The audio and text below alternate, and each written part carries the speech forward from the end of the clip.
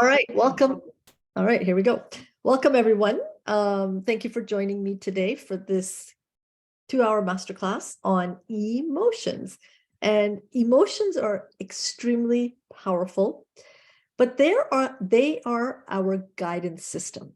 Okay, they give us feedback on how we're doing in this moment and what direction are we going in. Are we going in a direction that is, fulfilling us, propelling us, taking us towards what we want, or are they keeping us stuck? Are they sometimes making us go backwards? It's amazing when we can tune in to our emotions and what it can do for us. Okay. So I'm going to pop up a PowerPoint presentation so that you can see some slides. I'm going to talk probably for about an hour, hour and a half. Okay. And then an hour and a half probably, because I have a lot of content. And then I'm going to leave it open for some question and discussion. And I really encourage you throughout this to get a pen and paper, make some notes. If you have questions, write them down, save them for the end. And, I'm going to encourage you to unmute yourself. Okay. You can even come on the video as well. But it's really a good way for others to learn, because if you've got a question, there's a huge chance that somebody else has the same question. And so we can learn from, you asking your questions, and we can all benefit from it. Okay. So write down your questions, and we're going to have a little bit of a Q&A at the end. This recording will be available until next Sunday, okay, June 11th at midnight Eastern time, okay? And I'm gonna send you an email with the link for the replay. And I encourage you to go through the replay, because you'll see the content I'm gonna go through, because we wanna understand the mind and the body and the connection. Because emotions, okay, are part of the mind, but we feel them in our body, all right? So we wanna understand the connection. And so I'm going to start off with the mind and really helping you understand the mind. And then I'm going to get into the emotions, and I'm going to get into, Esther Hicks's emotional guidance scale. All right. I'm also going to get into a little bit on the nervous system regulation and what that does for us, and also a little bit of around affirmations. But there's also a couple of exercises, and there's a couple of slides in this where you can actually learn and understand how to process emotions. Okay. All right. So let me pop up my PowerPoint. And give me a second here. There we go. And I don't know what happened here, but okay, we're going to do this. Okay, I'm going to move this over here. Okay, so let's go. Emotions, our secret compass. And I call it a secret compass because it really does tell us whether we're going in a direction that is really helping us, that is really supporting us to what we want. Okay. And that's why it's so important to get in tune with how you're feeling. All right. So first, let's talk about paradigms. Okay. What are paradigms? Paradigms, they are a mental program. Okay. And that mental program, it has almost exclusive control over our habitual behavior. Okay. And almost all of our behavior is habitual. So whatever you've done up until now today, it's really based on the paradigm, because it's controlling you. It's based on your habits. Okay. So you woke up in the morning, wherever you are in the world, you woke up in the morning. It may be evening for you now. It's 10 a.m. for me here. But you woke up in the morning. Chances are you got up, went to the washroom, brushed your teeth, changed, came down, probably got some coffee or tea or something to drink, ate some breakfast, and then you went about your day. Those are all habits that got cultivated from when we were young, and they become a paradigm. And that's how we just move about in our day. Everything becomes automatic. Okay. Now, so habits are a usual way of behaving. This is something very quick. There are something that a person does often in a regular and repeated way. Okay. So the whole brushing your teeth is something you were taught when you were a child. okay? And now it's become automatic. And if you pay attention, okay, you will see that you do things with a certain hand. Certain things you'll do with a certain hand. And it's something automatic. And so I encourage you over the next few days, let's say you're brushing your teeth with your right hand. Try doing it with your left hand. See what happens. See how it feels. You'll see it won't feel the same. It'll feel odd because you've already cultivated the habit to brush with your right hand, if that's how you do it. Okay. Habits are also automatic. Okay. They're lodged in our subconscious mind. And we're going to talk about that in a little bit. Okay. You have good habits, which propel you forward, but then you have not so good habits and they tend to keep you stuck. Now, I'm a single mom. I have a 14-year-old at home. Boy, he's the greatest blessing God has given me. And I'm grateful for him every day because he has really taught me so much about life. He has taught me about being patient. He has taught me so much about me and who I am and where I am and where I want to go. And that's been amazing for me. And so I always tell him, okay, and I don't do it as much now because he's older and, the habits are already formed. But when he was younger, I would tell him, you've got, like, be careful the habits you're forming, because these are going to be habits that are going to really take you places in life or not take you places in life. Okay. So you want to take stock of your habits. You want to take stock of what you're doing automatically. Okay. And only you know. Only you know. I don't know what you're doing automatically. I don't know what your habits are. Okay. I know I had a really bad habit of watching TV before I went to bed. I've changed that habit. I made a conscious decision that I'm not going to do this anymore. And in the beginning, when I would go up, I would automatically turn the TV on. And then when I get into bed, I would watch something. Now I make sure, okay, and I've been doing this for a while, but when I go up, I don't watch TV. I don't turn it on. And I also realized as I was doing the inner work for myself in my own journey, I realized that I had that habit of watching TV before I went to bed because it was an avoidance tactic. Okay. It was an avoidance and numbing tactic to not think, because at bedtime we think a lot more. Okay. We'll talk more about that after. So what are paradigms now? We talked about habits. I mentioned paradigms. It's a mental program. Okay. So paradigms are a multitude of habits passed down from generation to generation. Okay. They are the way you view yourself, the way you view the world, and the way you view your opportunities. Everything is an opportunity. Okay. Challenges are opportunities. Okay. And the greatest opportunities, they come from the greatest challenges. From the moments that you feel like, oh my God, how am I going to get through this? That's when the greatest opportunities come.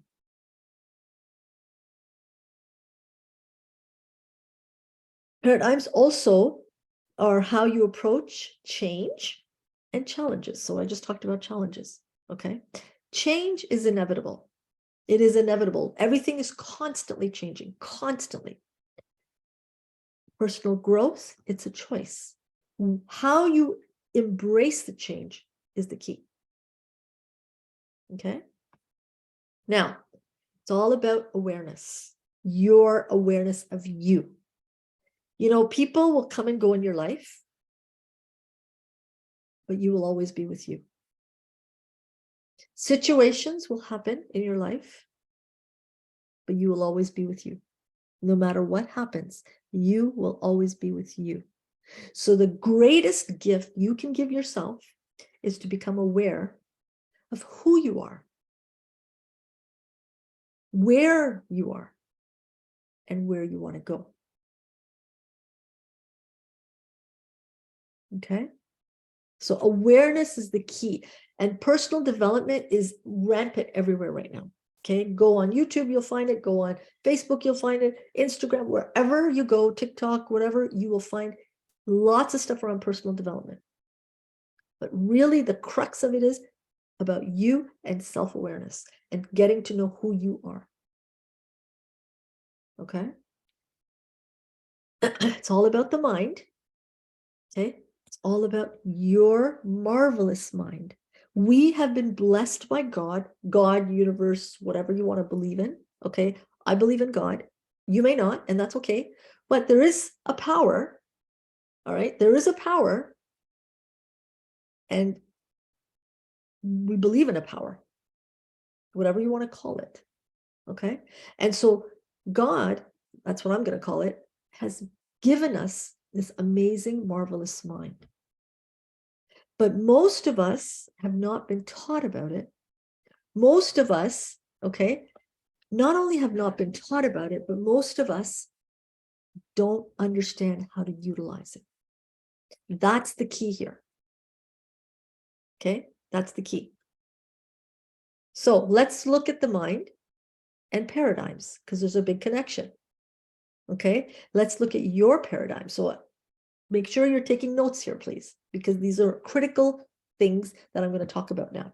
Okay, Bob Proctor, God bless his soul, he was my mentor for the last 5 years. He still is my mentor. Okay, he's still my mentor because I still watch a lot of his stuff. All right, I am connected with his top consultants. All right, and they continue to help me develop. Okay, I have mentors, I have coaches, and I leverage them, and I just keep flourishing because of that. So Bob Proctor, who lived right here in Thornhill, right, for those in the Toronto area behind Bayview Mosque, he was a prosperity teacher. He studied this material for over 60 years. He taught me a lot. I've been doing this work for a number of years, but when I met Bob, he really helped me put it all together, and he helped me make sense of it. And this idea, okay, was the best idea he had, and it's really helped me too. So in 1934, which ironically is the year Bob was born, there was a man named Thurman Fleet. He was very involved in healing hearts and holistic health. Okay. He says the mind, it's an activity, not a thing. And he said no one has ever seen the mind. And in order to gain clarity and eliminate confusion, okay, he created an image to work with. Now, when I first used to think of the mind, I used to think of the brain, okay? But the brain and the mind are different things. The brain is an electrical system, right? That gets your body to move and like do things, okay? And it just sends signals. But the mind, it's an activity, okay? And so what he said is, let's create this image. So let the top circle represent the mind. The bottom circle represents the body. And our body, it's an instrument of the mind. It really is. Whatever the mind says, the body will do. But until you understand that connection, until you understand you will not believe that. But the body is literally an instrument of the mind. Okay? So we're going to cut the top circle in two. So earlier I said there's a conscious and unconscious mind. Okay? The top is the conscious mind. The bottom is the subconscious mind.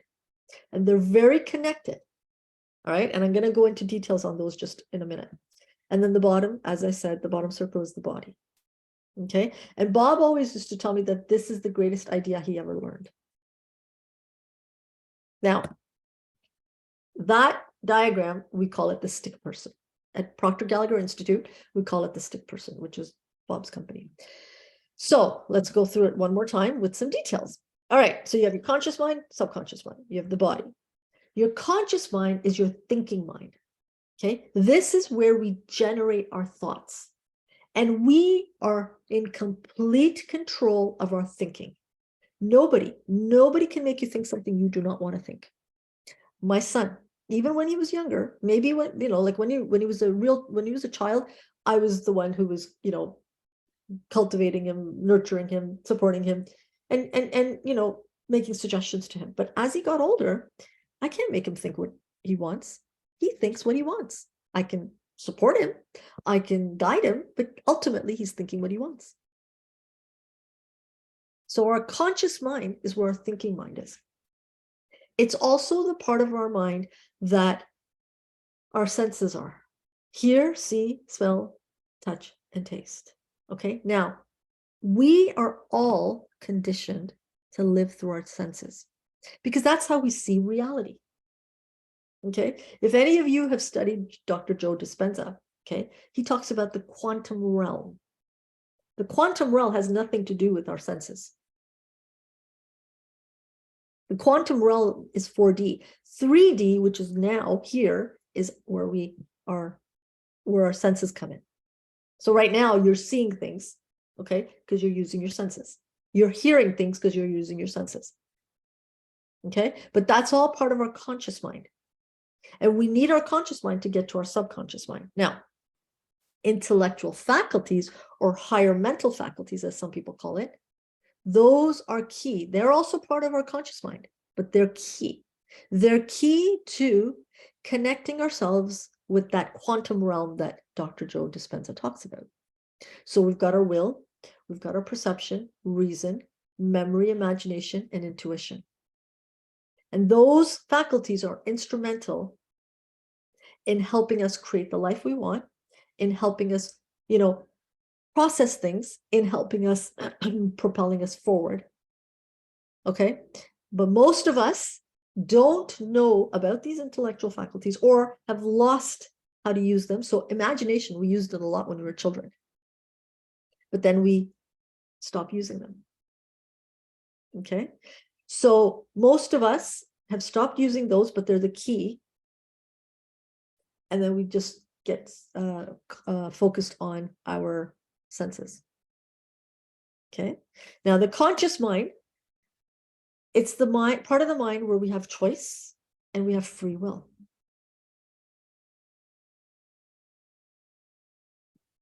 Everything is all about the choices we make. And every choice we make, there is a consequence to it. And I don't mean consequence in a bad way, but there is a result from it. Okay.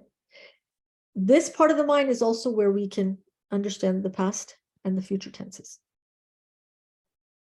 And a lot of us live in reverse because we're always focusing on the past.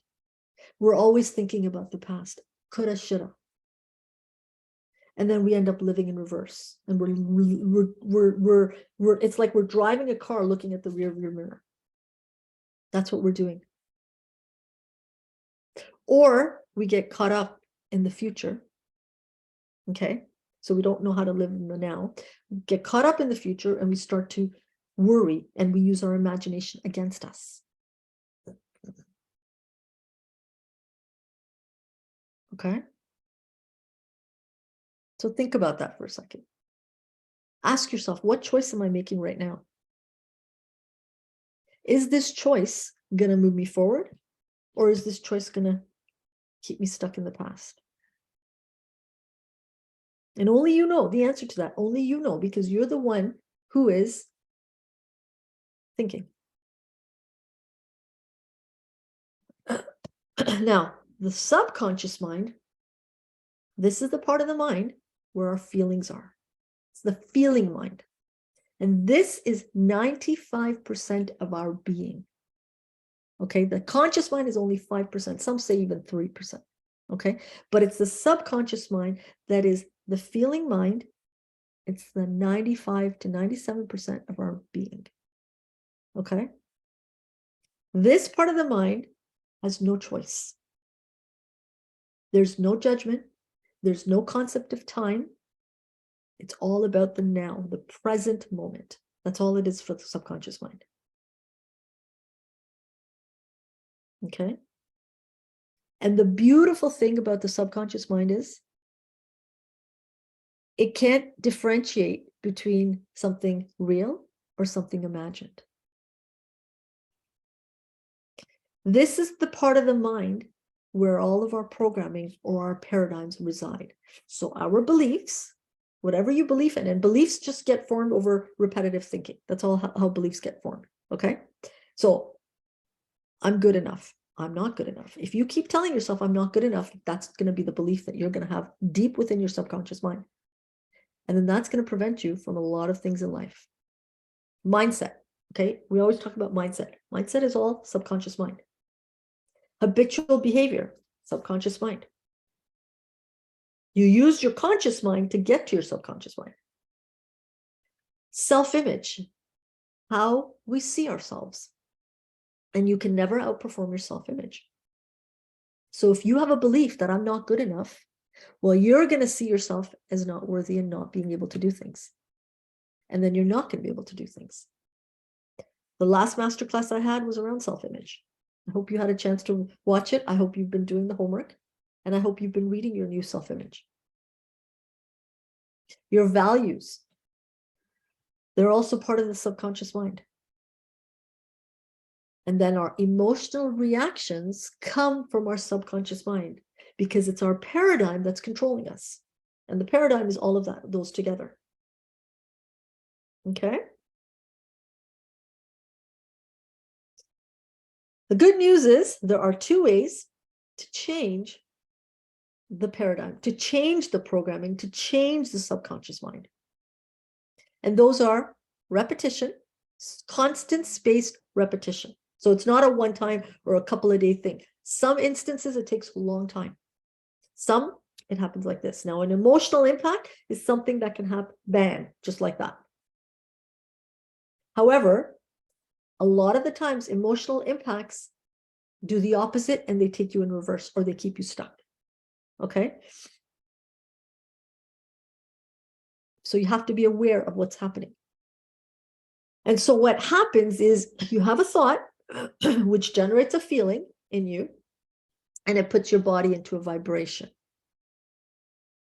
That's where the connection is. It's those feelings that either make you feel good in your body or they don't make you feel good in your body. And that's when the emotions come in. So we're going to talk more about that in a minute. Okay?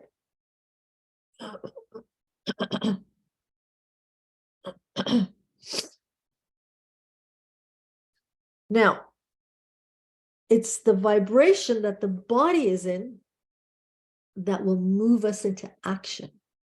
And action is so instrumental and key. Without action, nothing is going to change. So you could come on this masterclass. You could come on my other masterclasses or workshops. And you can just gather information. Keep gathering.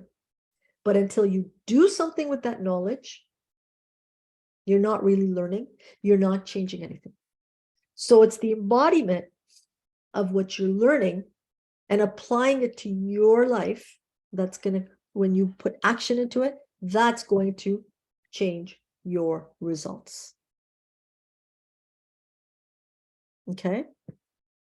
And so I said earlier, there's a lot of information out there right now on personal development. You could watch YouTube video on top of YouTube video. There's probably thousands or millions, who knows? Okay? But take what you learn and apply it. Don't just gather the knowledge. Okay? So this is a little bit of an in-depth understanding about the stick person and your conscious and subconscious mind and the connection to the body. All right? Persistence and repetition are key.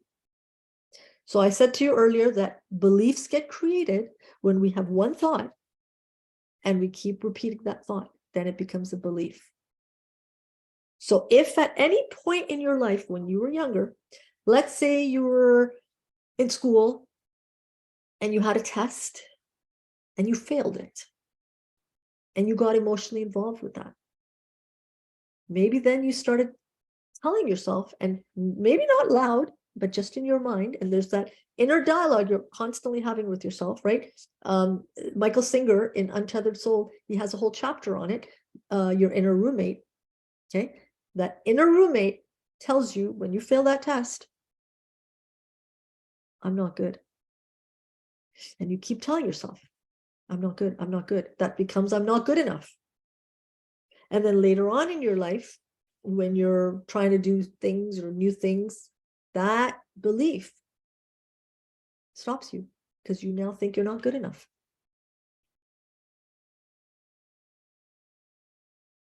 That's something I learned about me. I'm going to talk more about my story in a little bit. So it takes between 18 to 284 days to form a habit. And the average is 66 days. So you may, as you're doing this work today, as you're learning more about you, you may start to say, oh my God, I don't feel I'm worthy of deserving good. I don't feel I'm good enough to take that job. I don't feel I can do this or I can do that. And if you realize that, you can start to change it, but be patient with yourself because you can do it. You just have to be consistent. You have to be persistent and keep doing it. Anything is possible. So there's a law of repetition. So you have your thought and your feeling. You got to take action. You got to build skills, and you keep doing it over and over again until it becomes easy. It's automatic, second nature. And that's how you know it's gotten into your subconscious mind, because it's effortless. And it's a natural thing. Just like when I talked about the brushing the teeth. Okay. When we were first taught, it wasn't a natural thing. It wasn't effortless. It didn't just happen automatically. Same thing with anything else in life. But it starts with the thinking. And you need your conscious mind to get to your subconscious mind. So we all have choices here. Again, I said, so you can stay the same you if you want. Keep having the same thoughts, keep having the same feelings, keep having the same actions, and you're going to get the same results. Or you can be the new you. And that's what my hope is for you after today, is no, I'm going to do this work. I'm going to do the inner work. I'm going to connect with Mabina. I'm going to get enrolled in her program, and I'm going to get her guidance, and I'm going to do the inner work daily so that I can become a new me. That's when life starts to become very different. That's when things become different in your life. And the best part is when you work on you and you change you, everyone and everything around you changes. I get a lot of people coming to me who are in challenging marriages. And they'll come to me and say to me, I want you to change my spouse. And I look at them and I said, I'm not changing your spouse for 1 second. You came to me, you want to change and work with me, I will do that. And I tell them the minute you change you, and I give them various exercises and I work with them regularly, they enroll in my program and they do the inner work every day. And I tell them the minute you change you, you will see everything around you is going to change. The people around you, your spouse, your children, your environment, everything's going to change because you worked on you. So now you have a choice here. Do you want to stay the same or do you want to be the new you? Change is inevitable. Personal growth is a choice. In order to change your results, you have to understand your mind. Okay? You really do. So let's just do this one more time. There is a thought power energy. So I talked about, my belief in God. Okay? And I said there is a higher power out there. You can call it what you want. God, universe, whatever you want to call it. It doesn't matter. It's up to you what you want to call it. But there is a higher power. Okay? This beautiful world we live in didn't just happen. Okay? Yes, a lot of the stuff is man-made. Yes, 100%. Okay? But there's a power that is with us and supporting us. So we're not doing anything on our own. And so that power is a thought power energy that is constantly flowing to and through us. So we are spiritual beings. We're spiritual beings in this physical body. Okay, so we're spiritual beings having a human experience, but we have an intellect. So we live on 3 planes simultaneously: the spiritual plane, intellectual plane, and the physical plane. And so there's a thought power energy that is constantly flowing to and through us. Everything is energy, everything. My hand is energy. This bookshelf behind me is energy. But what happens is energy, it just changes form. And certain energy, so the books or this computer that you're looking at is still, because the energy is moving so fast, it doesn't move. Our body is energy as well. Okay? And so when we die, our soul, our spirit is out, but our body is still energy and moving. We don't see it moving because the soul is gone. So, however, we know it's moving because in the grave, it becomes dust at some point. And that's how it changes form, because it's still energy and still moving. So understand this part. And this part took me a while to get. But when I got this, it was huge. There is a thought power energy that is constantly flowing to and through us. And it's up to us, through our thinking, how that thought power energy is going to form in our life. Because then it leads to our feelings. And Neville Goddard, he has this amazing book called Feeling is the Secret. I have the little pocket version. It's a really good book. And he talks about our feelings. And he says, feeling is the secret. And so everything is around your feelings and your emotions. But it's the thinking that generates that. I used to always think that when I felt hurt, I would always blame other people. And I learned, so I remember I had a friend, a really good friend of mine. We went to high school together and we stayed in touch all these years.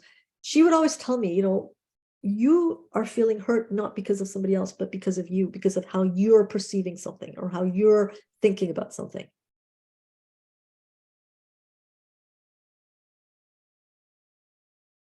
So the thinking is what creates the feelings. Okay, this is how you start to take responsibility for everything. That puts us into vibration. So when I say we are energy, okay, it's the vibration that we're in, the vibration and feeling. Okay, feeling is our conscious awareness of the emotion itself. Okay, or it's the awareness of the vibration we're in. That's how we identify the vibration we're in. So if you say, I feel sad, okay, then you're in a low vibration. We're going to talk about the emotional guidance skill. Okay, but emotion, it's a physiological experience. And that gives you information about the world.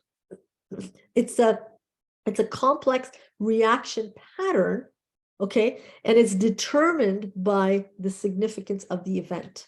So there is a lot of people use emotion and feelings interchangeably, but there is a difference, right? Emotion is both at the conscious and subconscious level, whereas feeling is literally at the conscious level because now you're aware. So there's a difference there. But it's the thinking that generates the feelings, and that's what produces it puts you into a vibration, and then it moves you into action, and then it produces your results. So when you wake up in the morning, if you're not feeling good, if your thinking is, oh my God, here's another day, how am I going to get through this day? What's going to happen? Okay, then you're going to have this feeling, which is and you're going to be aware of the feeling. It's going to put you into a vibration that's going to be a low vibration. And your actions are going to mimic that, and then your results are going to mimic that.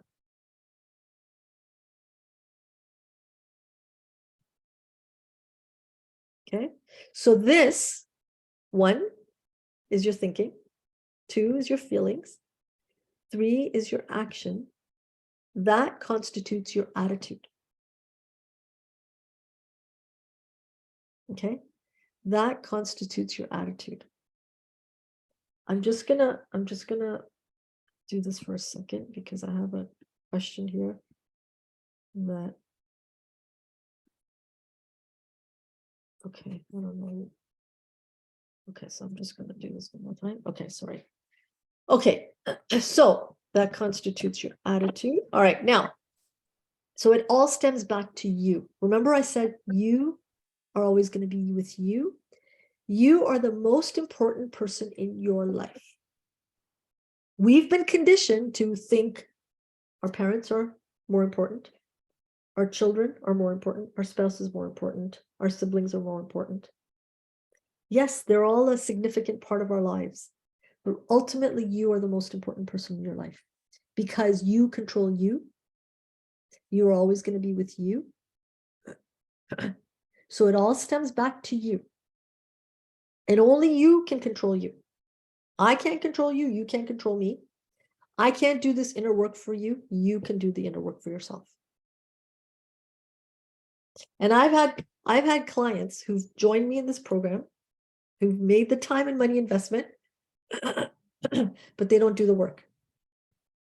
Everybody wants a magic pill. Everybody wants, with the snap of a finger, things change. That's not how it works. It all comes back to you, and it's all about you getting to know you, and it's all about you doing the inner work, letting go and releasing things. That's when life starts to change, when you do that work. So you want to take 100% responsibility for you, for your results. You are responsible for the results you are getting.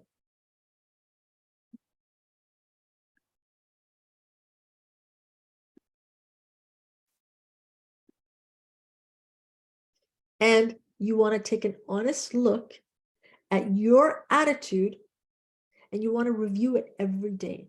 You want to wake up in the morning, and now you know that there's this thought power energy that is flowing to and through you. Wake up in the morning and ask yourself, okay, how am I going to take this energy? What am I going to do with this energy? There's a lot of laws of the universe, and one of them is perpetual transmutation. What energy are you putting out? Because whatever you put out is going to come back to you. Law of cause and effect. Neville talks about it in Feeling is the Secret. The cause comes from the subconscious mind. The effect goes to the conscious mind, because that's when we start seeing it. But until you actually understand you, and you understand at a deeper level the conscious and subconscious mind, I've just done everything at a high level here for you to start getting you to start thinking. When you start to really understand the conscious and subconscious mind, and that's what Thinking into Results program does. There's a whole chapter on it. When you start, and there's a whole chapter on the higher mental faculties. So when you start to understand all of this, you understand the foundation, you understand your inner equipment, you understand your inner dialogue, and you put everything together, and then you go into the last few chapters, and you start to propel your life forward. And you get out of this place of feeling stuck, or not knowing where to go, or not feeling good. Okay? So I said, everything is energy. You are a massive energy, and you function on frequencies. So in this picture, whoops, I don't know what happened there. Okay, hang on a second. Sorry.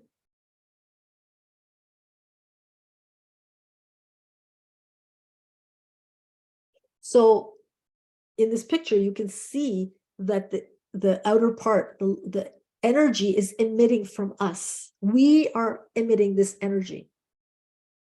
Okay? And so you want to be aware of the energy you're putting out, because whatever you put out is what you get back. That's why it's so important to be aware of you. That's why, and I'm not going to talk much about gratitude today, okay, because it's another whole topic, but that's why gratitude is important, because gratitude is the way we can connect with our Lord, with God, with the universe. It's the divine connection that we can get with our Lord. Because And I believe this is in a lot of the books. I know it's in the Quran, the book I follow. If you are grateful, I will give you more. That's what God says.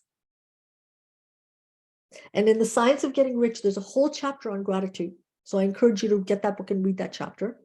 And he talks about it's a connection with God. It's a connection to source. Source. God is our source for everything. Everything comes from God, from that power that I talked about. But it comes through various channels. So whatever you're looking for, it'll come through multiple channels, but it ultimately comes from God. He is the one who gives us everything. He's the one who supports us on everything. Okay. So Einstein says everything is energy. He goes, that's all there is to it. He goes, match the frequency of the reality you want, and you cannot but get that reality. It can be no other way. And he says, this is not philosophy, this is physics. So Joe Dispenza talks about this when he says you're doing your meditations with him, you're basically letting go of the 3D world or the conscious world, and you're focusing on your subconscious mind, and you're getting into this realm of 4D or quantum realm that he talks about. And you're connecting with that. So you're connecting with source. You're connecting with God. This is all scientific. This is all physics. This is not philosophy. This is not woo stuff. A lot of people believe it is woo stuff, but it's not. But it's all about you. It's all about you and your mind and what you're doing with that energy, that thought energy that comes to and through you. And you know, thinking is the hardest thing we can do. And we have tons of thoughts every day. But are we aware of those thoughts?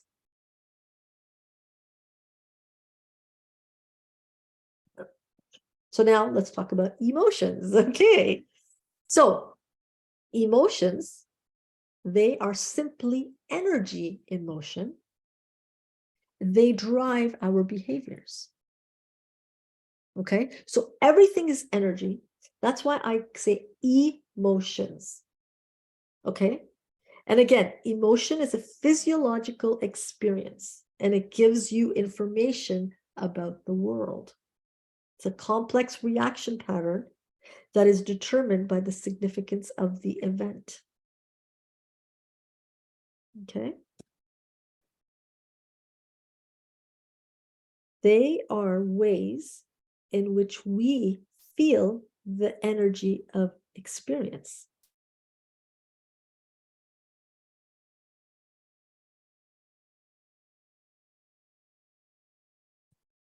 Now you understand why I said emotions, because it is emotions. It's energy in motion. Okay. Energy is there all the time. It's constantly changing form. And it's up to you, the form you want it to be for you.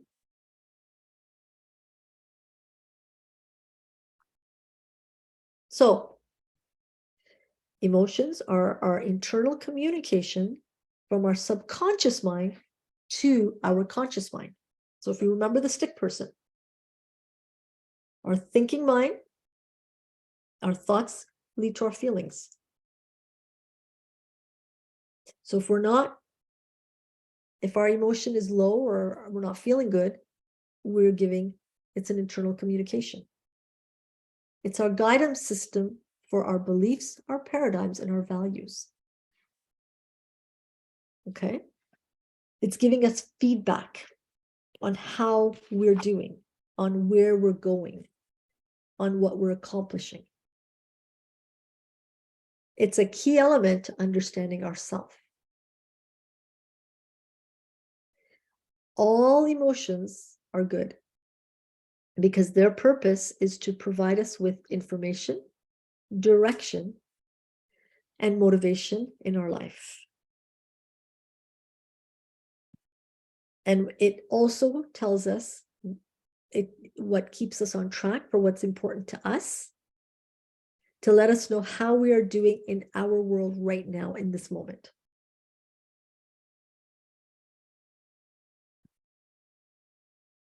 They are derived from whether or not our needs are being met, they trigger chemical reactions in our body. Okay, so they're physical feelings or sensations. So in our muscles, our nerves, and our tissues. And I have a slide on nervous system, right? Nervous system there. Okay. But unless we add something to them, emotions only really last about 90 seconds.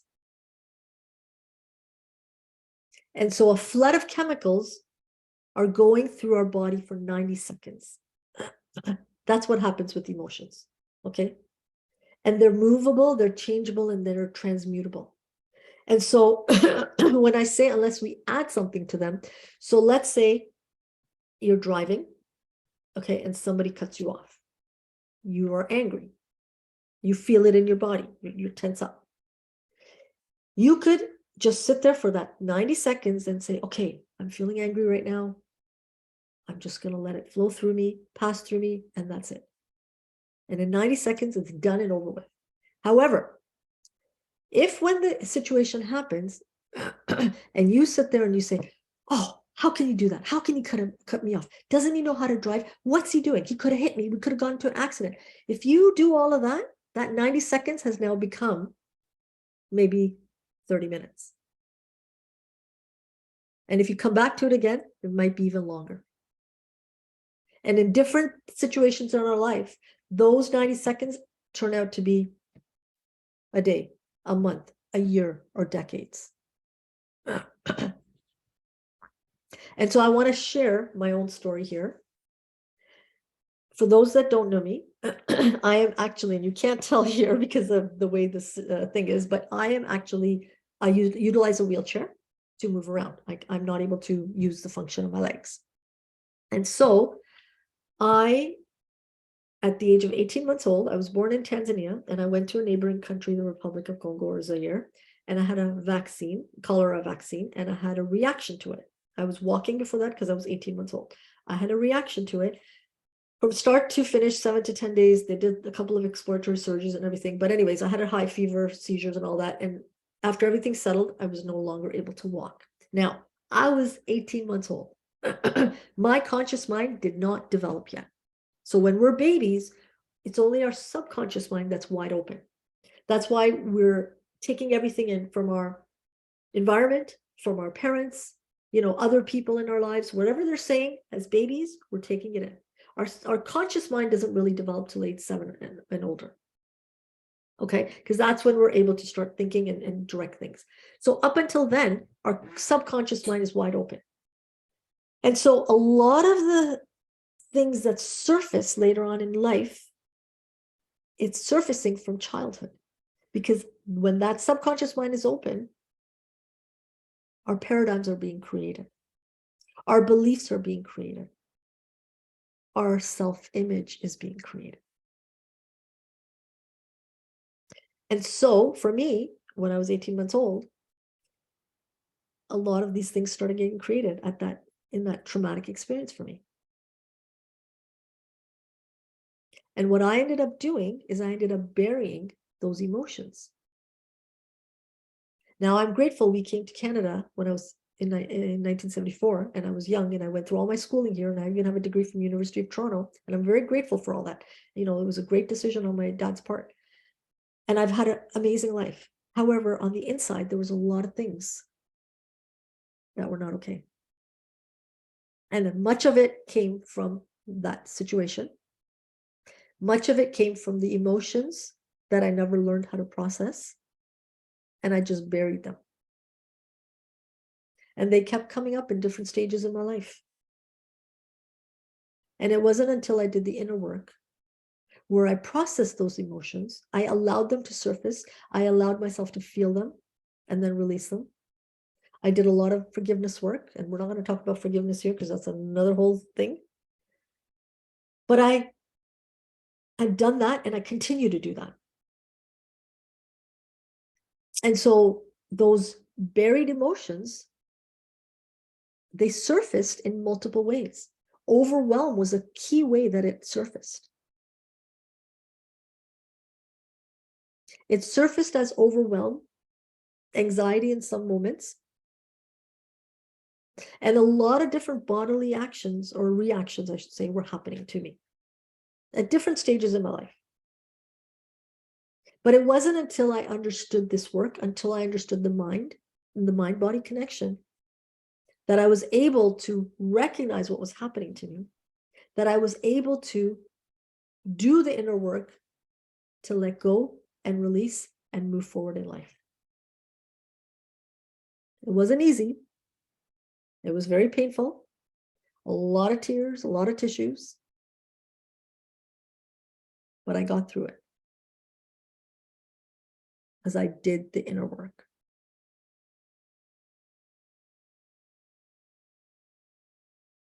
So let's talk about Abraham Hicks' emotional guidance skill. Some of you have seen this before. Okay, some of you haven't. So she has 22 emotions that she talks about. Her list is just 1 to 22. I have broken it down like this because she talks about 1 to 7 is the area you want to stay in. I mean, if you can stay in 1 the whole time, amazing, but that's not really. You're going to go up and down the scale, right? With different events, different scenarios, different circumstances, situations that happen in your life. And that's okay. All right, that's okay. But what you want to do is you want to strive to be in the green zone. You may be in the yellow zone. You're going to go into the red zone, but you don't want to stay in the red zone for long.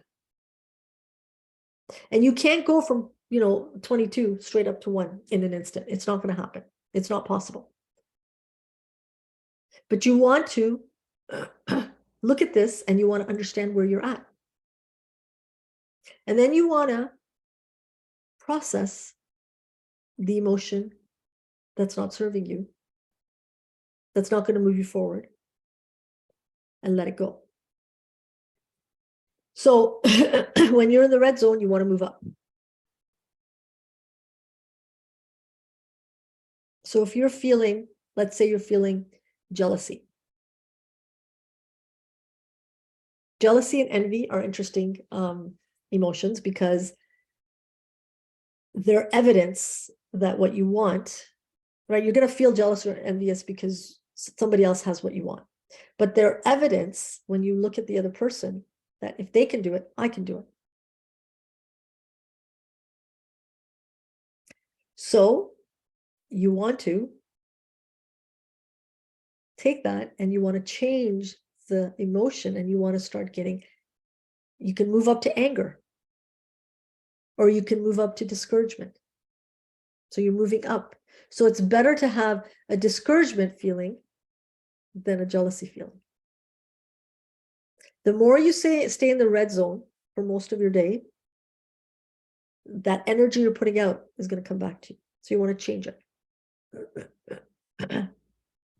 Okay, you want to change it. And you want to get into the yellow zone. So she says, discouragement is lower than worry or doubt. So if you're feeling worry, you want to get to overwhelm. Overwhelm is better than worry. Frustration, irritation, impatience is better than overwhelm. You want to keep moving up.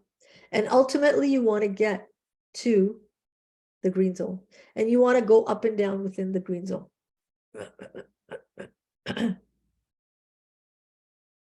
But only you will know where you are at. I don't know where you're at.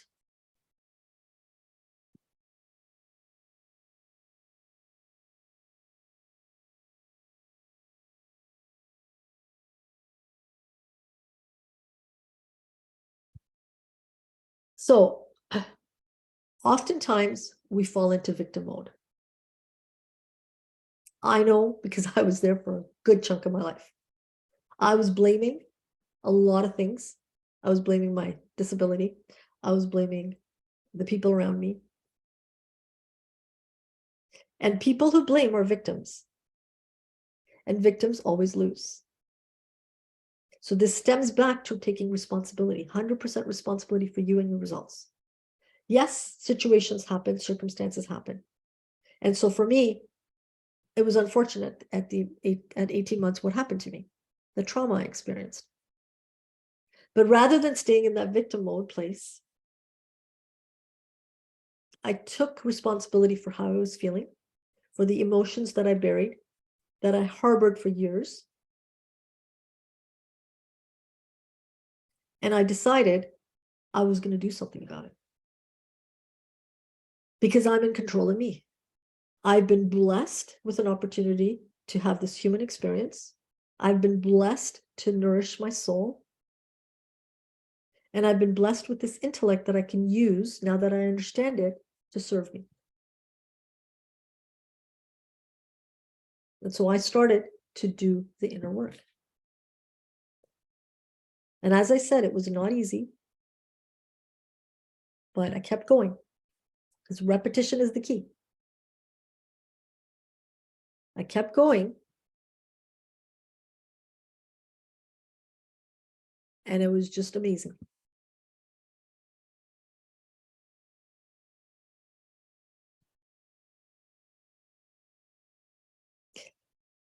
Let's review this one more time, and then I'm going to give you some ways to help with any emotions that you're holding on to that are in the red zone or in the yellow zone. Okay. So the stick person, again, is your thinking mind. Then you've got your feeling mind. Okay. So your conscious mind is your thinking mind. Your thoughts get generated there. And you generate your thoughts with your higher mental faculties and your 5 senses. Okay. And remember, this is where you have the ability to choose your conscious mind. Your subconscious mind is your feelings. It's your where your paradigms are. It's your where your spirit is. Okay. And it doesn't, it's automatic. Okay. But you can change the subconscious mind through repetition or emotional impact. And your body is where your vibration is, that energy you're holding, that energy you're putting out. Okay. And that's gonna when your body is in the vibration, it's going to move you into action, whatever action you take. Okay. Then that'll generate your results. So you want to dissolve emotions that are not serving you, that are keeping you in the red zone or the yellow zone. How do you do that? Well, one thing you could do is you can write or journal. Okay. If it's an emotion that you've been holding on to for a long, long time, that's not serving you, that's a low vibe. Okay. Look at the scale.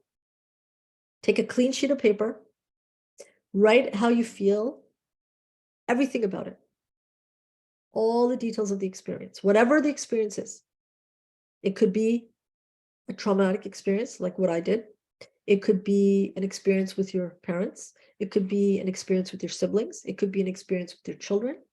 It could be experience with your spouse, whatever it is, your friends, community members, government. Maybe you're harboring really low vibes right now with the government, with this whole pandemic. I don't know. Take a sheet of paper, write it out. Then you want to shred it or burn the paper.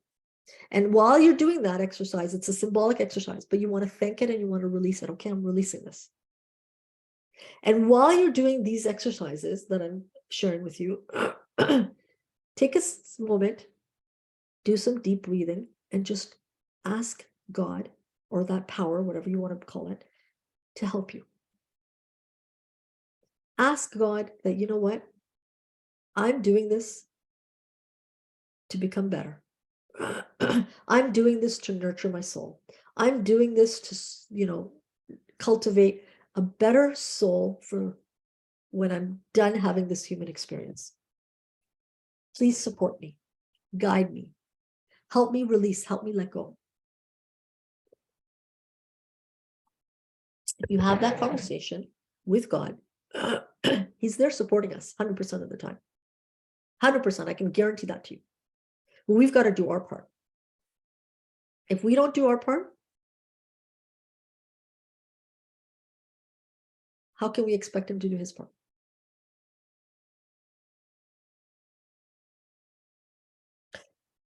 Another exercise is around decide, process, and release. So you want to identify the emotion that you're feeling and you want to sit with it. What are you feeling? Are you feeling angry? Are you feeling depressed? Are you feeling guilty? Are you worried? Are you feeling overwhelmed? Like, ask yourself these questions. What are you feeling? Understand what you're feeling. And you want to acknowledge it and you want to honor the emotion. You want to thank it for surfacing and showing you a pattern. But you want to allow it to move through you. Remember, I said 90 seconds. Okay, it takes 90 seconds for an emotion to go through you.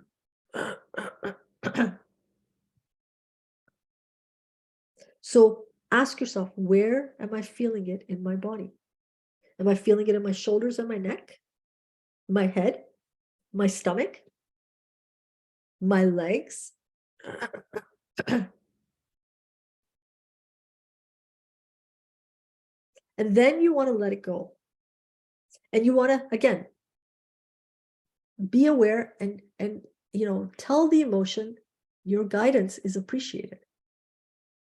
You gave me good feedback right now about where I'm at, how I'm feeling.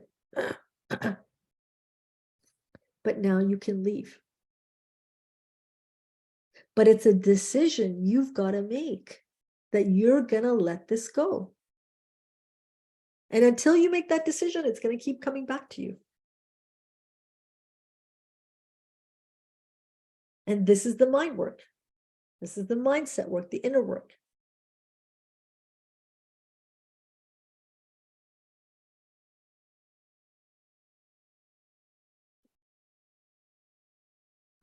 The last thing that you can do here is a self check-in.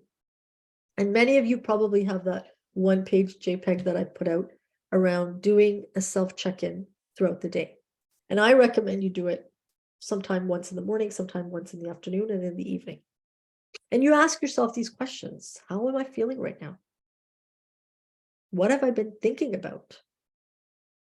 Are my thoughts and feelings serving me?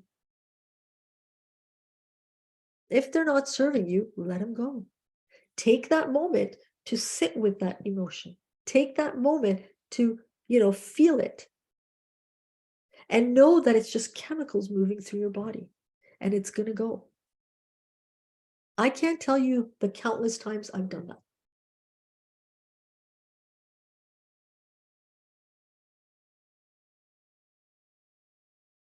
Breathing is an amazing way to release things. Deep breathing.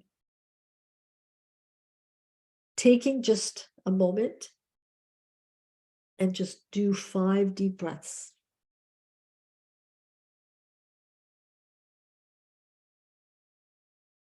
Let's do that right now.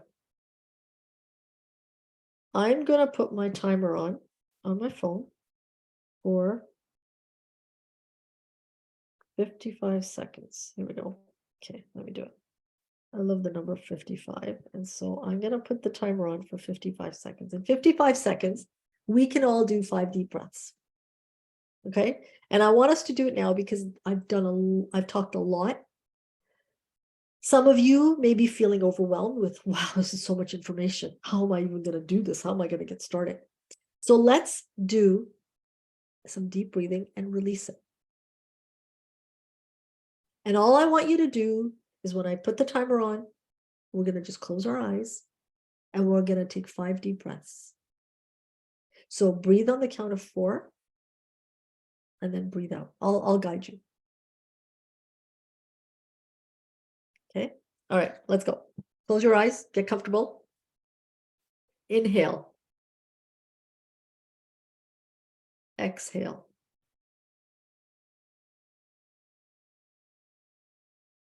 Inhale.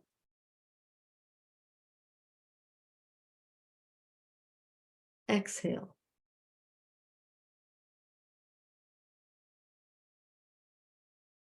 Inhale. Exhale.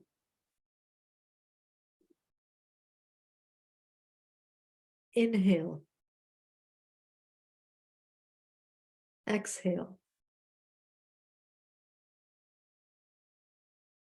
Inhale. exhale.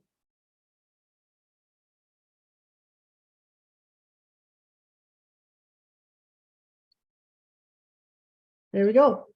We did that. 5 deep breaths, 55 seconds it took. So when I do that exercise, I breathe in for 4 counts and I exhale to 6 counts. Okay. And you want to, if you can even do this with making a sound when you're exhaling, that's even better for your body. Okay. And what that's doing is you're just releasing and stuff that's built in. Okay. And what it's going to do is it's going to allow things to circulate. Because we tend to get constricted. We tend to contract a lot. And I know right now in the world, a lot of people are experiencing anxiety and depression. They're just feeling very overwhelmed with so many things because there was that pause and then things have just picked up and people are not able to adjust. So that simple exercise, if you do it 3 times a day, is going to be golden for you. When I go to bed, that's one of the things I do before I sleep. Just to relax my body, just to get everything moving. It's amazing. If you want to take the, you'll get the recording of this. If you want to take a picture of this slide, okay, you're welcome to do that. So you can have this and you can do this work. Or you can come back on the replay and do it. It's up to you. Okay. So let's talk a little bit about affirmations, okay? Because they're very important. All right. Now, what are affirmations? It's anything that you say or think. When I first studied affirmations, I used to think it's all about what you say, but it's not just what you say, it's what you're thinking. Again, it comes back to our mind. Okay. It comes back to our conscious mind because it starts with the thinking. So an affirmation is anything you say or think. All right. And what it is also is your self-talk or your inner dialogues. And remember, I talked about Michael Singer and that inner roommate, and we are always having an inner dialogue with ourselves. You may not be aware of it, but you're having it. It's that little voice, that little whisper within you. Start to pay attention to it. Start to understand, okay, what that inner dialogue is telling you. Is that inner dialogue supporting you? Is it moving you forward? Once you become aware and it's not supporting you, write what it's saying to you. When you write, you get to think. Writing is a great thing to do. I used to hate writing, but it's a great thing to do. And it'll tell you a lot about you. And then you can say, okay, this is what it's telling me. I'm not good enough. Well, no, that's not serving me. Flip it. I am good enough. I am more than enough now. Maybe it's telling you, you don't deserve this. I am worthy. I am worthy of all good. I am deserving. Maybe it's telling you, you're a nothing. I hate you. I love and approve of myself. Louise Hay, the queen of affirmations. Louise Hay talked about loving yourself and the importance of it. And that affirmation I just read, I love and approve of myself, is from Louise Hay's book, Heal Your Life. You can heal your life. And she says, say that 300 to 500 times a day. Keep saying it over and over and over again. The times in my life when I felt overwhelmed or anxiety, right? And I told you there were different moments in my life throughout the decades. I had this affirmation that I said that really helped me, and it supported me significantly, and it calmed everything down. And in the beginning, when I used to say it, I felt like a fraud, or I felt like I didn't believe it, but I kept doing it. I would say it in the car when I'm on my own. I would say it at bedtime. I would say it in the morning when I'm brushing my teeth, in the washroom, and I would do it in front of the mirror. And I just kept doing it, and it helped me so much. And let me say it to you. So I live by faith, moment to moment, so that impossible things become simple. I live by faith, moment to moment, so that impossible things become simple. It was so powerful. And I still use it sometimes when I feel that overwhelm at times. And one of the things that I personally experienced is I was born into this religion. And so I was, brought up with, oh, faith, faith, faith in God. But there was a point in my life where that faith became intellectual. It wasn't spiritual from the heart. And I had to work back towards that spiritual connection again. And it's the inner work that I've done that's helped me with that connection with my God. And so that's why that affirmation, I live by faith moment to moment, so that impossible things become simple. It was so effective because it made me realize that, wait a minute, I'm not doing this on my own. This is something that God is helping me with. He's partnered with me. The how that I was focusing on that was keeping me stuck. I was like, no, that's up to God. He's going to present me with the hows. My part is to do the inner work. My part is, as Albert Einstein said, matching the frequency. So understanding my emotions, understanding my feelings, understanding the vibration that I'm in, and aligning it with what I want, and putting the energy out that's supporting me. Putting the energy out that's good, that's going to come back to me, multi-folded. So we all use affirmations, okay, whether we are aware or not. Start becoming aware. Start becoming aware and pay attention to what you're thinking. Start becoming aware and pay attention to what you're thinking and what you're saying to yourself. Because all of that is very important. All of that is just going to help you to start to shift you. That's what this is about. This isn't about changing you. This is about transforming you. And it's so powerful when it happens. But again, you got to do the work. You got to do the inner work. That's why I love Thinking into Results. It's an amazing program. It's a 12-lesson program over 6 months. And some of my clients, they do it with me for 6 months and then they extend another 6 months. Some of them do it with me for 6 months, do it on their own for 6 months, and then come back to me for another 6 months. The more you do it, the more you get to know you, the more different amazing things happen for you. Life is happening for you, not to you.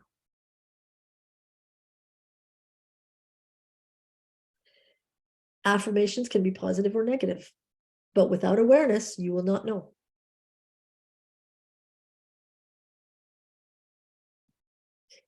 And affirmations, they're a beginning point towards change. So even a simple one like, I love and approve of myself, it'll change a lot for you. But you got to do it consistently. Be persistent. Here's some examples. I already mentioned a few, but I am stuck in a lousy job. That's a negative affirmation. And if you keep saying that, you're going to be miserable. You're going to be miserable all day at work. This one is a beautiful one. I love this one. I love and appreciate now that every fiber of my being is vibrating in harmony with God's laws. Right? God has laws. They're universal laws that are there. Through God's grace, I am in perfect health. So if you're having health struggles, this is a beautiful one to use. I am getting stronger, more vibrant, and productive every minute of every day. Take a picture of this if you're struggling with health. Say this every day. Say it in front of the mirror. I am blessed with God's mercy. God's always merciful. We know that. God is always with me and helps me when I turn to him. Okay, so these are amazing. These are just a few examples, but you can create whatever you want. Think about what you want and create an affirmation around it. Make it in the present tense. Okay, so it has to be in the present tense.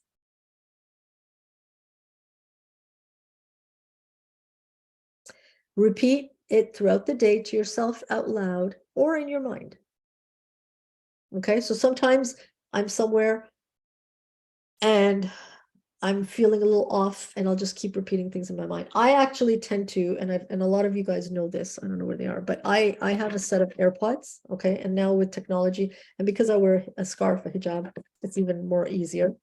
I record myself with some of these affirmations or some of these things like my self-image script and all that. And I'll play it wherever I am. So if my son plays sports when I'm at his practices or games, I'll just put it on and I'll listen to it as I'm watching him. Really good. Okay. You want to say it out loud in front of the mirror while you're looking at one eye at a time, right? So say out loud each one at least 2 times. So one on each eye, but I would do it more. I would do it, say it 5 times looking at one eye and then 5 times looking at the other eye. And the best times to use these affirmations are first thing in the morning or just before bedtime. So be aware of your thoughts before you go to sleep.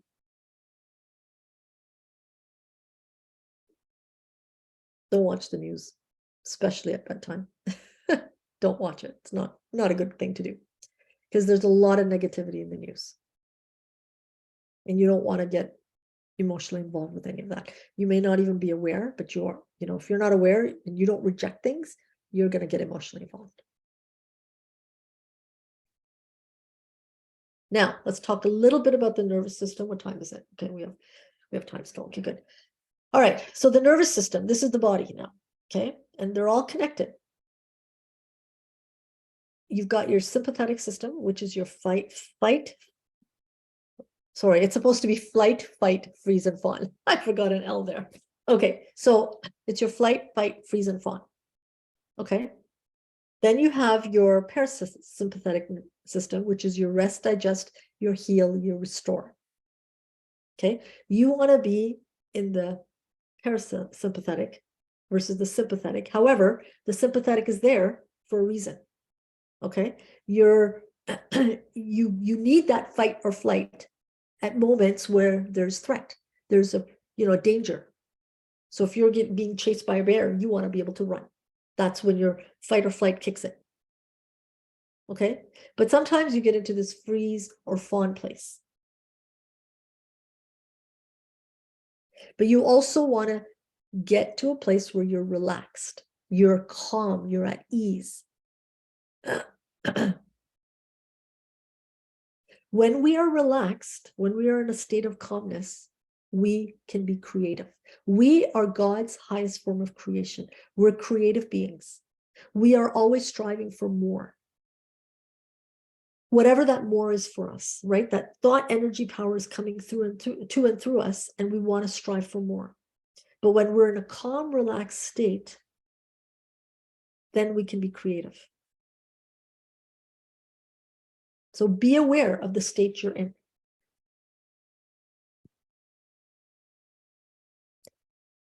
You're either going to be in a hypo or a hyper state when it comes to your nervous system.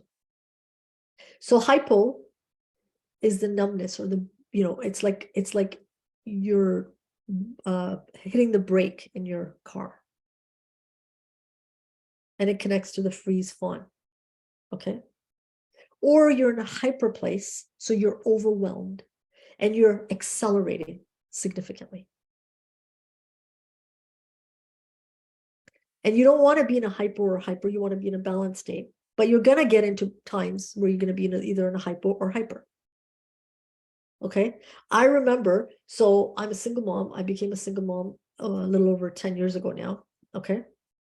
When I first became a single mom, I remember when I left with my son, my ex's house, and I moved in with my parents, I thought I was going to be great. Everything was going to be balanced. But what happened? I went into a hypo state. I started to become numb. I started to freeze. I couldn't function. The brake had been kicked in.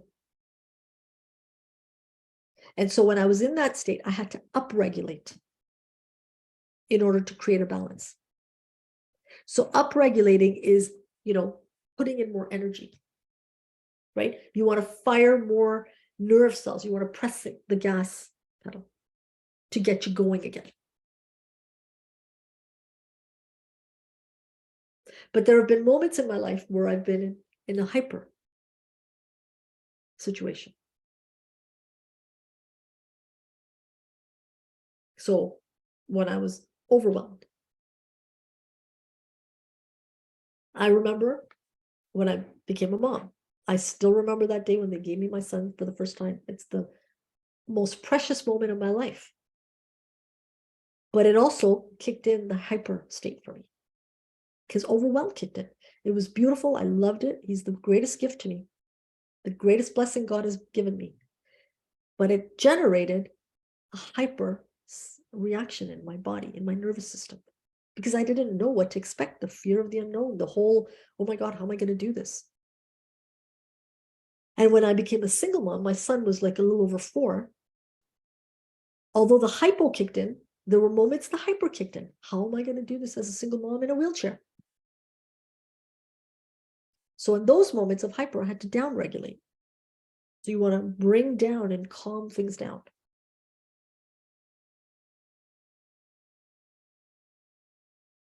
And there's lots of ways to do this. You can search on the net. There's tons of things about regulating your nervous system. Okay, but let's talk a few things here. So there's breathing. So we did a little exercise, okay, on the inhaling 4 counts, exhaling 6 counts. That was deep breathing.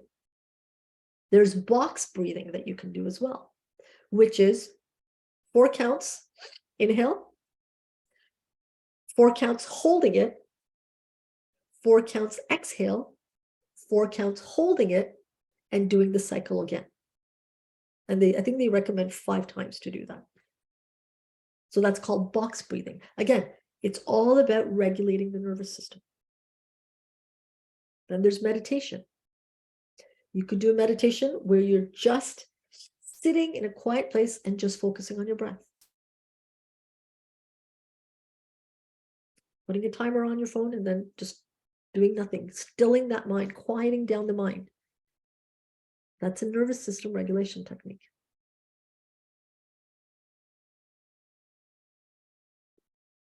Shaking. This is my favorite nervous system regulation technique. And this actually works for both hypo and hyper states. Okay, and it's gonna seem odd, but I've used it a lot of times for when I'm in a hyper state. Okay, and yes, even though I'm a mentor, I'm a coach, and I teach this material, and I take clients through thinking into results and help them create the life they want, I get into a hyper or a hypo state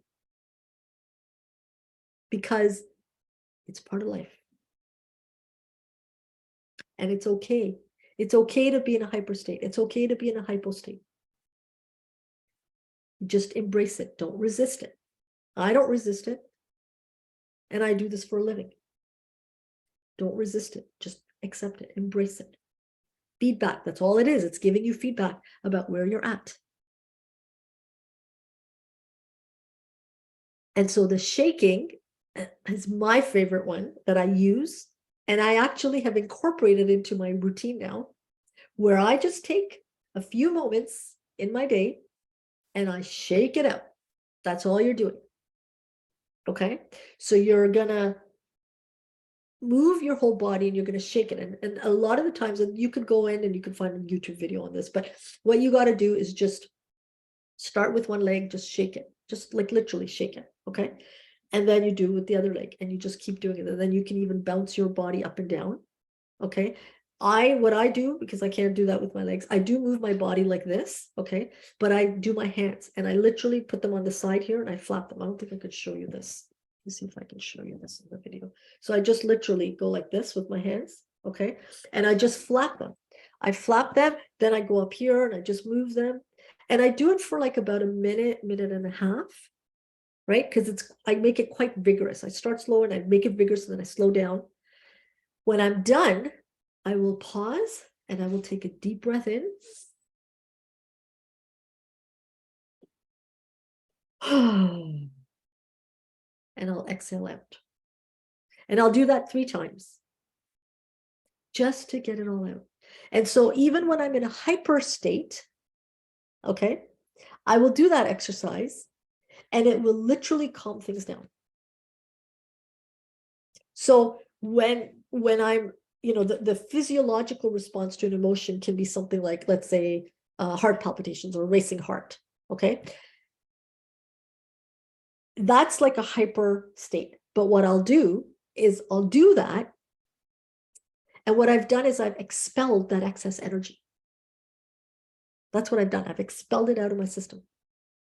And then it'll just bring the nervous system back to a good state. And I only learned about that not that long ago, a few months ago. But it's a really good, it's easy. You could do it anywhere, right? And you can do it at the spur of the moment. So that's what I do there. Okay. All right. Let's get moving along. So that's my favorite one. I've got it circled there. Okay. What I recommend you do is you create a written plan for yourself. Okay. A written plan is a guide for action. What are you going to take from this? Right. I asked you to take notes throughout. Watch the replay again. Okay. You know what I think I'm going to do with this recording today? I'm going to just put on my YouTube channel. It's going to be an open thing on my YouTube channel so that, you know what, anybody can go and watch it. And I won't have a timeline on it. Okay. So you can come back to it as much as you want.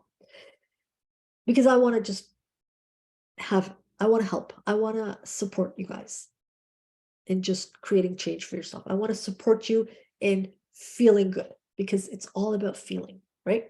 Okay. So you want to create a guide for action. What actions are you going to take as a result of this? Maybe you'll do 2 or 3 things. Maybe you'll pick one thing, whatever works for you. Okay. But do something. Take one thing from this and apply it to your life and implement it and do it every day. It's going to direct your actions toward a desired outcome. Okay, so why did you join me here today? Is it because you're feeling these emotions that you're not liking? So is your goal to feel better? Okay, put that down. Write that down. That's your goal. Write it down.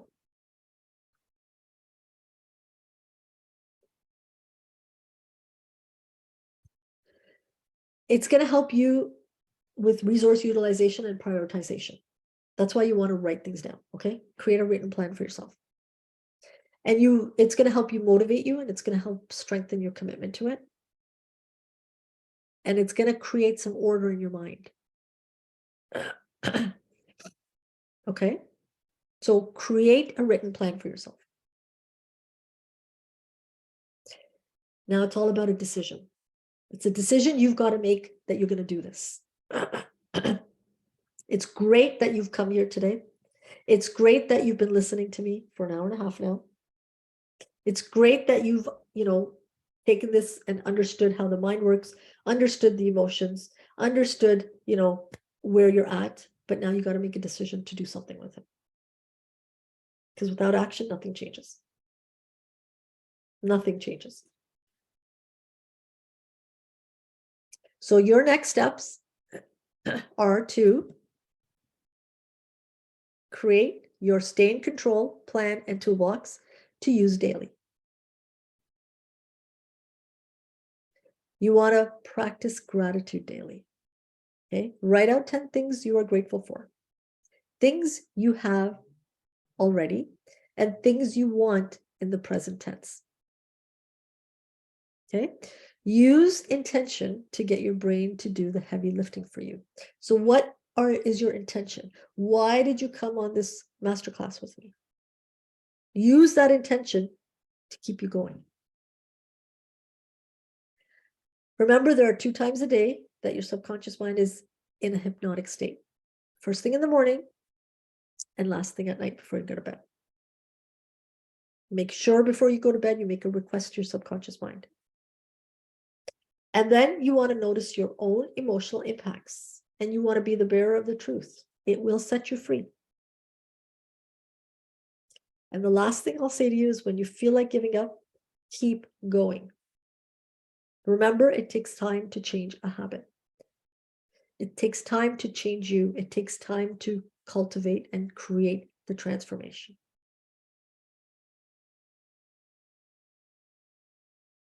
Okay, so that's the formal presentation. I'm going to stop sharing my screen. All right, so now I want to open it up for some questions and some discussion. Okay, so there's a question. Who is the author of this book? Which book? Sabra, by which book are you talking about? You want to unmute, please. Sorry, Assalamualaikum. Which book are we talking about? I don't know. At the beginning, you posted. There was Yes, I did. I just quickly wrote it down. The Feelings is the Secret Guide. Neville Goddard. Yeah, it's this book here. Feeling is the Secret by Neville Goddard. Neville Goddard. Yeah. Okay. I did how to spell it. Yeah. And Neville, and it's Goddard, Goddard. Okay. Yeah, Feeling is the Secret. Now, let me tell you a little bit about Neville Goddard. Okay, he's an amazing writer. Like, he's obviously gone now. I've read and studied a lot of his stuff. Okay, but get it, read it, and really, you got to read it multiple times to really understand it. Okay, but it's a great book.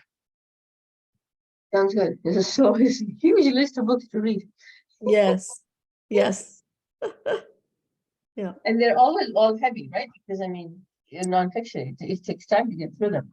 Yeah, none of them are fiction. But this is the thing, right? Like, you've got to, but when you're reading these books, you got to read them to understand you, right? That's the whole key here, is it's all about understanding you. You don't want to just read it for the sake of reading it. Right. Yeah. Agreed. And then take it. I have a visitor, so I have to leave. Okay. Thank you so very much. Alhamdulillah. This is something a little bit new that I didn't know before. So that's good. Oh, that's good. Thank you. I'm glad you enjoyed it. Good. Yeah. Okay.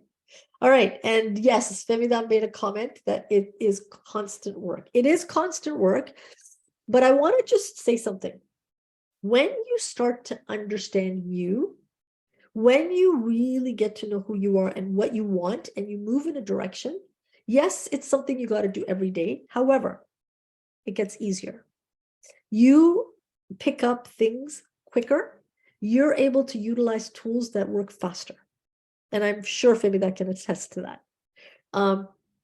Yes, she says yes. It does really, really make a difference when you really go through the program and you understand you, and you know where you're at, you know who you are, and you know where you're going.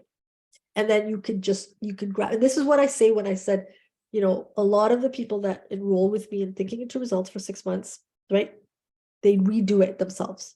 Because at that point, you've understood the program, you've understood you. You can take the program and you can pick up any of the lessons and apply it in any given moment for anything that's happening with you.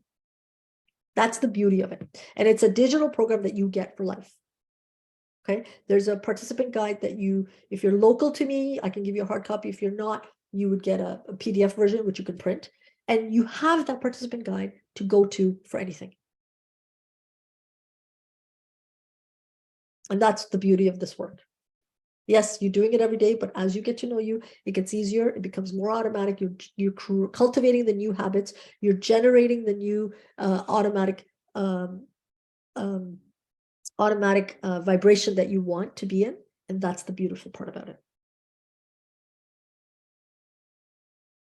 Okay.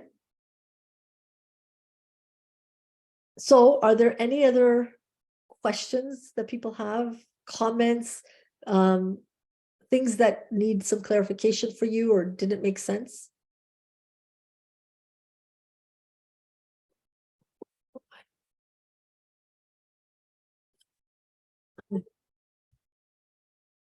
No questions? No comments? Assalamualaikum. Welcome, Salam. So, you were talking about brushing your teeth with your left hand. I'm a righty. Yes. And I've been doing that, and it's Oh. tough. It is hard, so I start with my left hand, and then I finish with my right. But just the process of doing it kind of, it's all about something with mind, and I don't know, I can't remember. I was reading, but I'm doing that. I'm also combing my hair with my left hand. You're also what? Combing my hair. Oh, okay, okay. With my left hand to practice it. Yeah. And I noticed that, my strong part is my right hand, but my left hand is quite weak because I haven't used that. Yes. Right? And the same thing, the mind, if we don't use it and we don't practice and we don't repeat it, it gets weaker. Yes, it does. Yes, it does. And the other thing you talked about, the TV, watching TV at night, the news. So I used to be on Facebook until my Facebook got blocked. So I used to sit and scroll at night. Now that I don't have that, I read at night. And it's a different feeling when I wake up in the morning. Absolutely.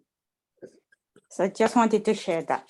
Thank you for sharing that. Yes, reading before going to bed is the best thing you can do for yourself. And when I say reading, I'm not talking about fiction, okay? I'm talking about something like this that is going to strengthen your understanding of you. Louise Hay always read something before she went to bed. Always.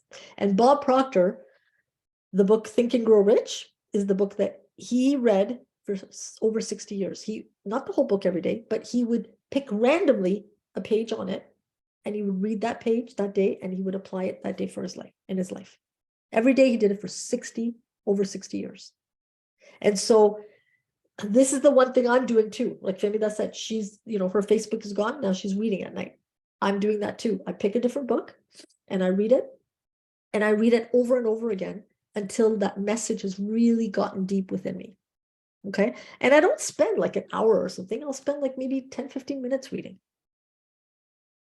And what it's doing is it's helping put the right things into my subconscious mind. And then I wake up feeling a little bit better. It's quite amazing when you do that. It is. It's quite amazing.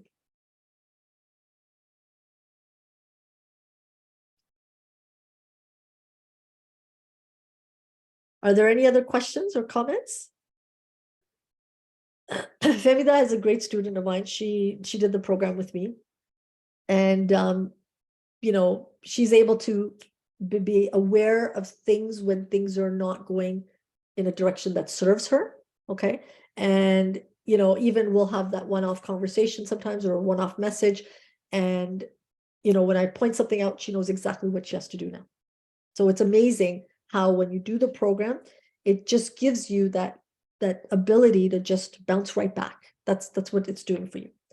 Because life is there, life's going to happen, situations are going to happen, but it's your ability to get into a mastery place where you're now responding rather than reacting. So, okay.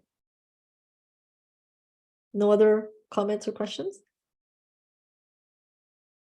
Okay, so what I'm going to do is I am going to upload, yes, let's see what the comment, getting out of the victim mode was huge. Yes, that's a huge accomplishment, because I think most of us are in a victim mode. Most of us. I know I was for a long time, and I still sometimes fall into that trap, right? And I know Femida does too sometimes, and that's okay.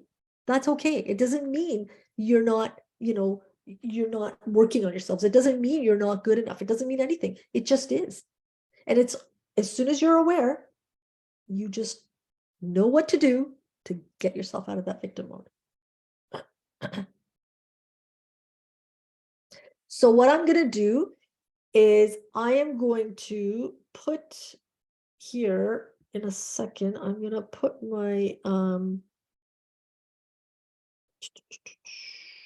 my YouTube. I think you guys have my YouTube channel. If you just go and search Rubina Jaffer, okay, on YouTube.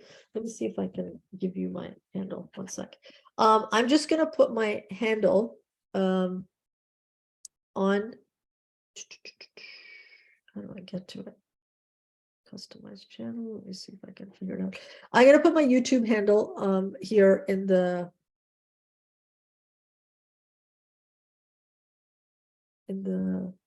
thing, I think, if I can get it. Oh, here it is. Okay, perfect. Okay, I'm just gonna put my YouTube handle on the chat right now. What I would request is to go and click there, subscribe to it, put on the little bell so it'll tell you when I do new videos. This recording, I'm actually gonna put it on my YouTube channel. Okay, and I'm not gonna take it down. I'm gonna leave it up there. It's gonna go up either later today or tomorrow. I've got to head to my son's in a hockey tournament this weekend, so I got to head out a little later. So I should be able to do it. And once I've put it up, I'll post it in my Facebook group, the link to the video. I'll post it in the WhatsApp group. Okay. And if you click on this link that I just sent you, you can subscribe to my YouTube channel, and then you can go in and watch it. And I really encourage you to watch it, not just once, a few times, to really allow this to sink in, to really allow you to be able to understand you. Okay, understand you and where you're at, figure out where you're going. Okay, maybe my next masterclass will be around goals and figuring out what you want, because a lot of people are telling me, I don't know what I want. I don't know what I want. So maybe I'll do that next. So that's what I'm going to do. I'm going to put it up on my YouTube channel, go back to it, watch it multiple times. Okay. I'll also put in the description links to my other social media, and I'll also put my calendar invite. Okay. My calendar, where you can go and book a strategy call with me. Okay. Book a call with me so that you and I can talk on Zoom, and we can talk about where you're at. We can talk about where you want to go, and I can give you some strategies on how to close the gap. Okay. And if you're interested in doing the Thinking into Results program with me, we can talk about that too. Okay. It's up to you. This is your life. You get one kick at it. All right. You get one kick at it. You get the opportunity to make it what you want it to be. Okay. Don't fall prey for all of this. Oh, you know what? Life's happening to me. It's not going to get better. It is better. It can be better. It's your decision, your choice. But you've got to do the work. If you don't do the work, nothing will change. If you don't take action, nothing will change. Okay. So watch this over and over again. Book a call with me. It's not going to cost you anything. Book a call with me. Let's talk more about where you're at, where you want to go, and let's talk about some strategies on closing that gap. Okay. If there are no other questions, I'm going to end this 15 minutes early. You guys can get back in your day or evening. So thank you for joining me from wherever you are. Enjoy the rest of your day, evening, or have a good night. And I will see you when you book the strategy call, or I will see you in my next masterclass. Thank you, everyone. Thank you, Mubina. You're welcome. You're welcome there, Tyra. Allah Hafiz. Okay, Allah Hafiz. Thank you.